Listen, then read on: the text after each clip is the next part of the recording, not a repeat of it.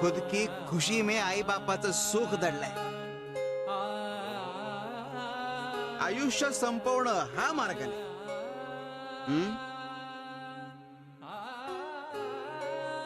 स्वतःचं मोल ओळख.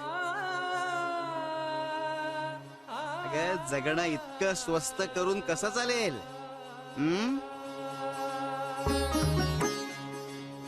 तुला श्वास घेता यावा म्हणून तुझी आई 9 महिने झगडली. मृत्यूशी लढली. आणि तुझं हे कृत्य म्हणजे तिचा अपमानच ना.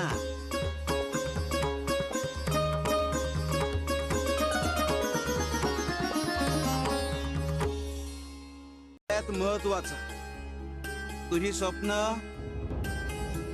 याचं काय?